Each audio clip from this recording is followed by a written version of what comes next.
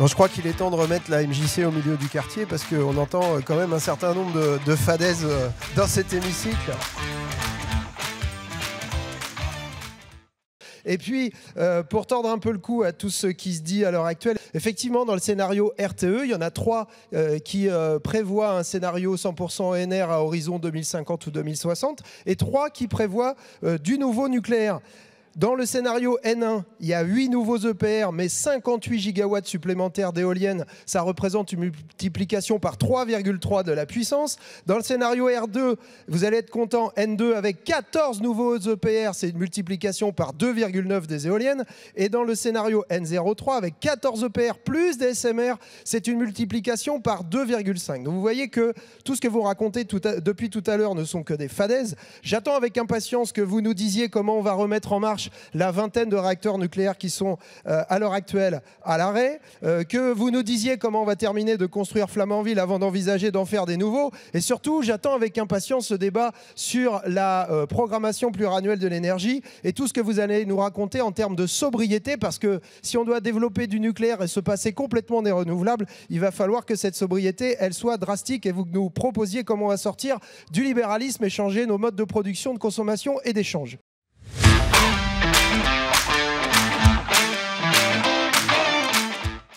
Non, je crois qu'il est temps de remettre la MJC au milieu du quartier parce qu'on entend quand même un certain nombre de fadaises dans cet hémicycle.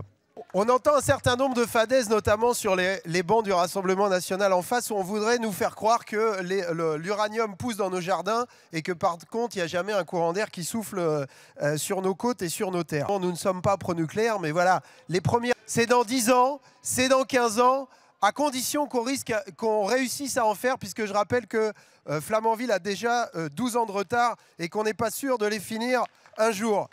Rappelez que dans les scénarios de RTE, il faut un minimum de 22 gigawatts d'éolien offshore et jusqu'à 62 gigawatts. Que le gouvernement, lui, tape sur un scénario où il faudrait 40 gigawatts en 2050, ce qui nécessitera de toute façon de construire entre 8 et 14 EPR, donc ça devrait vous plaire. Rappelez que l'éolien offshore, c'est un facteur de charge de, en moyenne, 55%, ce qui est à peu près le facteur de charge du nucléaire cette année. Figurez-vous, c'est tout à fait comparable. Rappelez également que l'éolien offshore, c'est un faible coût. Le parc de Dunkerque va délivrer une électricité à 44 € du mégawattheure, c'est-à-dire en dessous de l'Arenh, ce fameux tarif qui appauvrit et qui dépece l'opérateur historique. Enfin, pour finir, c'est un faible coût en cycle de vie. C'est un dégagement de CO2 en équivalent de 19,5 grammes d'équivalent CO2 pour 1 kWh contre 56 grammes pour le photovoltaïque, par exemple. On vous a beaucoup moins entendu sur le photovoltaïque. Donc oui, il va falloir développer l'éolien en mer. C'est pourquoi nous nous opposerons à cet amendement de suppression de l'article 12.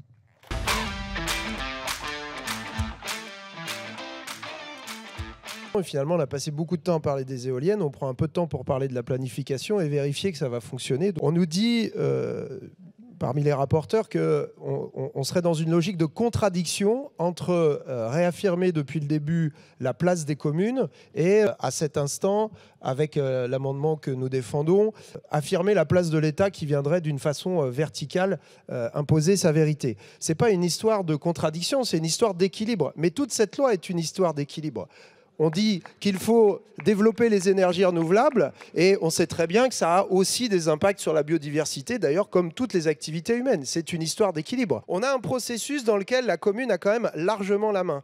Elle a la main au début, elle a 6 mois pour rendre sa copie, ça passe par les EPCI, la conférence des présidents, le comité régional, ça redescend une première fois. Dans ce premier tour, il est prévu que si le comité régional constate que les zones définies ne correspondent pas aux objectifs définis, eh bien, il y a ce deuxième tour. Et ce qui ne va pas, c'est que, en fait, on ne termine pas la boucle. C'est-à-dire que quand il y a ce deuxième tour et que ça revient à nouveau au comité régional de l'énergie, on dit, si les zones coïncident avec les objectifs, très bien, on fait la cartographie, et puis il n'y a rien d'écrit derrière. On ne dit pas, et si ça ne fonctionne pas? Donc il manque quelque chose. Alors peut-être qu'il faut inventer autre chose, peut-être que les rapporteurs peuvent sous-amender. Je ne sais pas ce qui manque si ce n'est pas notre proposition, mais il manque quelque chose. Voilà.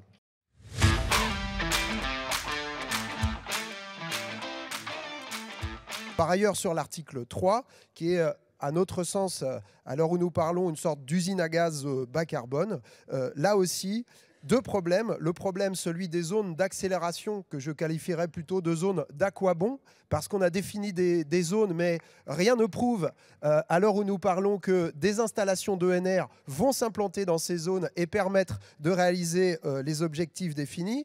Et à l'inverse, rien n'empêche que des installations d'ENR s'installent en dehors de ces zones définies. Deuxième aspect de cet article 3, c'est le retour d'un quasi-droit de veto des maires. Et je voudrais ici les dissiper d'une illusion, puisqu'ils ont peut-être eu l'impression de garder la main sur ce dispositif où, dans les allers-retours entre les communes, le référent préfectoral et le comité régional de l'énergie, finalement, ça risque de tourner en rond puisque l'avis conforme des maires a été maintenu en toutes occasions. Mais il y a une forme d'illusion puisqu'en fait, on va les mettre dans les mains des marchands de soleil et c'est ce que nous allons démontrer sur cet article 17 qui concerne les PPA, c'est-à-dire les Power Purchase Agreement, en bon français, des contrats de gré à gré entre producteurs et consommateurs.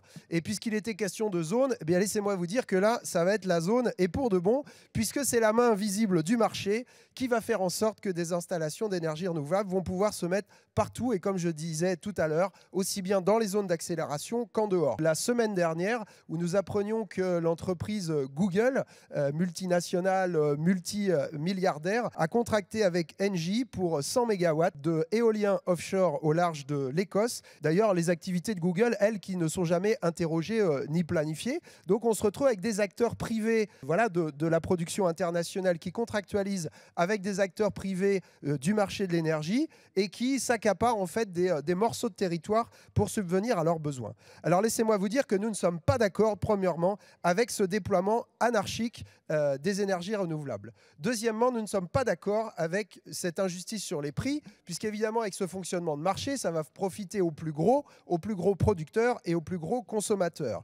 Nous ne sommes pas d'accord, par voie de conséquence, avec cette rupture dans la péréquation tarifaire qui est chère à nos yeux et qui est permise quand on a un service public qui fonctionne. Et pour finir, nous ne sommes pas d'accord pour dire que l'électricité est une marchandise. Nous pensons que c'est un bien commun, un bien de première nécessité. La preuve, c'est ce qui permet aux enfants d'aller à l'école plutôt que de les garder à la maison quand on a des ruptures de courant. Nous avons un besoin important de développement, un besoin ambitieux de développement des énergies renouvelables et qui doit être planifié. Et les producteurs, eux, ont un besoin de visibilité et de stabilité sur les prix. C'est d'ailleurs un des objectifs de ces PPA. Mais nous pensons que nous, c'est à l'État et à la puissance publique d'assurer à la fois cette visibilité et cette stabilité sur les prix. Donc nous allons faire des propositions absolument alternatives à ce qui est développé dans cet article 17. D'abord, pour que la puissance publique propose des contrats de long terme à prix fixe et basés sur les coûts de production.